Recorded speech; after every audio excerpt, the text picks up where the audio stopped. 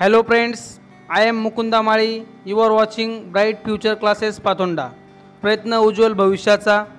मित्रांनो, आजच्या व्हिडिओमध्ये आपण इयत्ता 8वीच्या टेक्स्टबुकमधील lesson number 2.2 the house builder या लेसनचे वॉर्मिंग अप, चिटचॅट व मार्जिन क्वेश्चन्स अभ्यासणार आहोत. त्यासाठी मित्रांनो हा व्हिडिओ शेवटपर्यंत नक्कीच बघा. मित्रांनो, तुम्ही आपल्या चॅनलवर नवीन असाल तर कृपया चॅनलला सबस्क्राईब करून घ्या. बाजूच्या बेल आयकॉनला क्लिक करा. त्यामुळे येणाऱ्या नवीन व्हिडिओचे नोटिफिकेशन तुम्हाला सगळ्यात आधी मिळून जाईल. Warming up, chitchat. Question number 1. What is retirement from occupation? व्यवसायातून निवृत्ती म्हणजे काय? Answer. Retirement from occupation means you stop doing your job, work, etc. because you have reached a particular age. Question number 2. When do people retire? लोक निवृत्त केव्हा होतात? Answer. People generally retire at the age of 60. Some retire before 60 also. Question number 3. For what reasons do people have to retire from their occupation? लोक कोणत्या कारणांनी त्यांच्या व्यवसायातून निवृत्ती घेत असतात? Answer. Old age is the main reason for having retirement from occupation. Sometimes health problems also compel some people to retire. Question number 4. How do people spend their time after retirement? लोक निवृत्तीनंतर त्यांचा वेळ कशा प्रकारे घालवतात? Answer. After retirement most people spend their time with their families. Some enjoy their incomplete hobbies and some do social work of their liking. Question number 1. Discuss and match the professionals involved in construction with the work they do. मित्रांनो, या ठिकाणी आपल्याला column A व column बी यांच्या जोड्या जुळवायच्या आहेत. Column एमध्ये आपल्याला काही व्यावसायिकांची नावं दिलेली आहेत व कॉलम बीमध्ये ते कन्स्ट्रक्शन क्षेत्रामध्ये काय काम करतात त्याबद्दल एक्सप्लेनेशन या ठिकाणी दिलेलं आहे. चला तर मित्रांनो, या जोड्या आपण जुळवूया. 1. Architect. D. Plans and design structure. 2.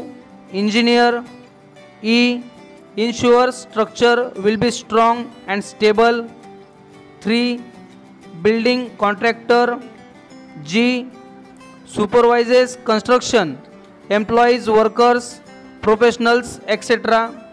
4. carpenter. A. makes wooden framework of doors, windows, etc. 5. mason. F. builds walls, roofs, etc. and plasters. 6. tiler. C. does the flooring. 7. interior decorator. B. beautifies the inside of a home. मित्रांनो, question number 2 मध्ये language स्टडीचा part दिलेला आहे, त्याबद्दल आपण separate video बघूया. Margin questions. Question number 1. Why was the mason a very good workman? तो गवंडी एक चांगला कारागीर का होता? Answer. He started his work without wasting his time. He took great interest in his work of building and worked with full dedication. He use high quality construction material. His measurements of every part of the structure was perfect and his finishing touch of everything was excellent. His झील, diligence, loyalty, persistence and all his work made him a good workman. Question number 2. What sudden decision did the mason take? कोणता अचानक निर्णय त्या गवंडीने घेतला? Answer. The mason took a sudden decision of retirement. Question number 3. What was the contrast in the workmanship of the last house? शेवटच्या घराच्या कारागिरीमध्ये कोणता विरोधाभास होता? Answer. The mason did not put his careful attention in his work. His work was rough and was done without interest or dedication. His building material was of low quality. He had completed his work hastily and roughly because of rough structure, weak walls, poor finish. The workmanship was not good at all as designed. It was far away from his original workmanship. Question number 4. What shock awaited the mason? त्या गवंड्याला कोणता आश्चर्याचा धक्का मिळणार होता? Answer. The mason was waiting for the contractor to hand over the keys to the house to him. He gave the keys to him, but the contractor instead handed over the legal documents and the keys of the new house to the mason. The contractor had given the new house to the mason as a gift for his good work done before. That was the great shock that awaited the mason. The new house with his bad workmanship now belonged to him as a gift from the contractor. You reap what you sow.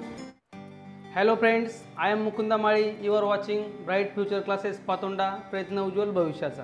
मित्रांनो, आजच्या व्हिडिओमध्ये आपण इयत्ता 8वीच्या टेक्स्टबुकमधील lesson number 2.2 the house builder या लेसनचे English workshop अभ्यासणार आहोत.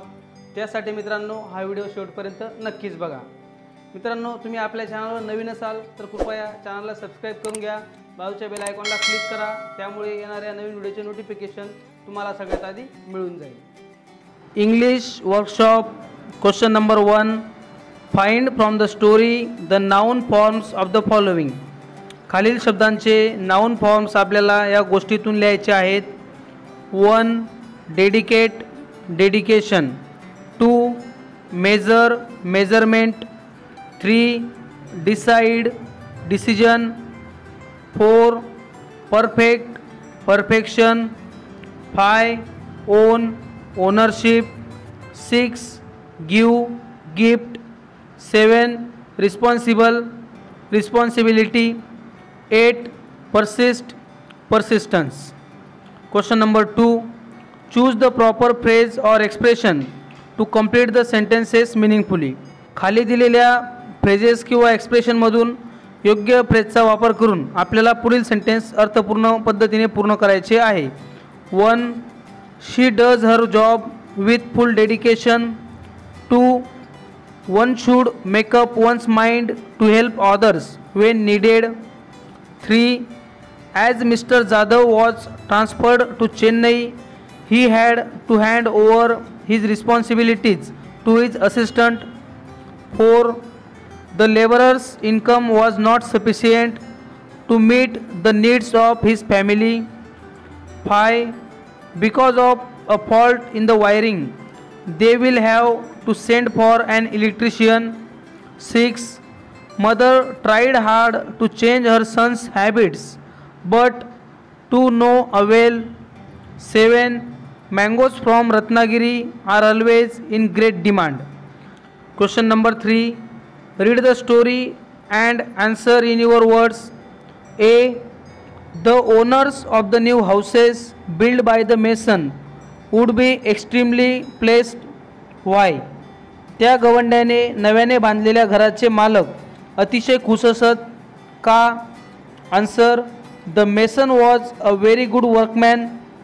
ही use to take great interest in his work of building and did it with full dedication. He was very honest in choosing high quality construction material. He took all the measurements of walls, doorways, arches, etc. perfectly. Whatever he built, his finishing was excellent and appealing. Naturally, the owners of the new houses built would be extremely pleased. B. The contractor compensated for the mason's good work. How? कॉन्ट्रॅक्टरने गवंड्याच्या चांगल्या कामाची भरपाई केली. कशी? Answer. The contractor was placed with the masons good work that fetch him good business. So afterwards the contractor compensated him handsomely with a very good salary that was sufficient to meet all needs of the mason's family. C. The mason made a firm decision to retire when. त्या गवंड्याने निवृत्त होण्याचा ठाम निर्णय घेतला केव्हा? Answer. The mason was working hard and sincerely for many years with the contractor. He had settled his family nicely and without any scarcity of any kind. When he became a grandfather, he thought that it was the right time for him to retire. He informed his contractor about his retirement and he was firm about his decision. Question number 4.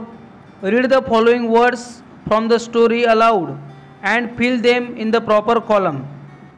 गोष्टीतील पुढील शब्द मोठ्याने वाचून आपल्याला योग्य त्या कॉलममध्ये लिहायचे आहेत. दिलेले शब्द आहेत story, work, perfection, architect, live, building, full, door, way, quality, responsibility, measurement, great, many, avail, excellent, material, complete, sufficiently, ready, documents, broad, happy, ownership, subsequently. One syllabic words: work, live, full, door, way, great, avail, broad. Two syllabic words: story, many, complete, ready, happy, building, excellent, ownership, architect. Three syllabic words: perfection, quality, measurement, material, complete, documents. More than three syllabic: responsibility, sufficiently, subsequently. Question number 5A. Pick out from the lesson homophones of the following words. खालील शब्दांचे homophones आपल्याला लिहायचे आहेत. Homophone म्हणजे असे शब्द की ज्यांचा उच्चार म्हणजे ज्यांचं प्रोनाऊन्सिएशन सेम आहे परंतु त्यांची स्पेलिंग वेगळी आहे व त्यांचा अर्थ देखील वेगळा होत असतो. 1. Waste, waist. 2. New, knew. 3. Loss, loss. 4. Made, maid. 5. Great, grate. 6. Own, own. 7. Site, sight. 8. Week, weak. 9. Wood, would. 10. Sea, see. Question number 5B. Select any 3 pairs of homophones from above and make simple sentences of your own to show the difference in their meaning. आपल्याला वरील दिलेल्या होमोफोन्सच्या जोड्यांमधून 3 जोड्या घेऊन वाक्य बनवायची आहेत व त्यांचा वेगवेगळा मीनिंग लक्षात घ्यायचा आहे. 1. First sentence: he put both his hands on his waist. Second sentence: I don't like to waste my time in gossips. पहिल्या वेस्टचा मिनिंग होतो कंबर तर दुसऱ्या वेस्टचा मिनिंग आहे वाया घालवणे. 2. First sentence: I knew all his family members. Second sentence: he has bought a new car. पहिल्या वाक्यातील न्यू हा नोचा भूतकाळ म्हणजे माहिती असणे आणि दुसऱ्या वाक्यातील न्यू म्हणजे नवीन. 3.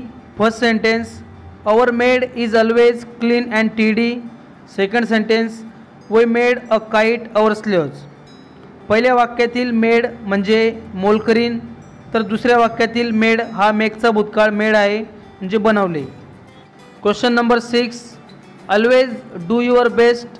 What you plant now you will harvest later. Write a paragraph on the above topic with an interesting example of the same. नेहमी सर्वोत्तम असे करा. आता तुम्ही जे पेराल त्याचे फळ तुम्हाला नंतर मिळेल. या विषयावर एखादे चांगले उदाहरण देऊन एक पॅराग्राफ लिहा. Answer: no pains no gains.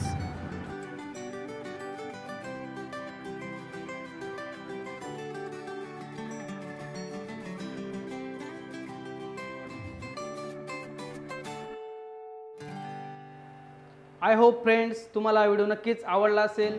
Video आवडला असेल तर व्हिडिओला लाईक करा, जास्तीत जास्त विद्यार्थ्यांपर्यंत या व्हिडिओला शेअर करा. मित्रांनो भेटूया पुढील व्हिडिओमध्ये. Thanks for watching.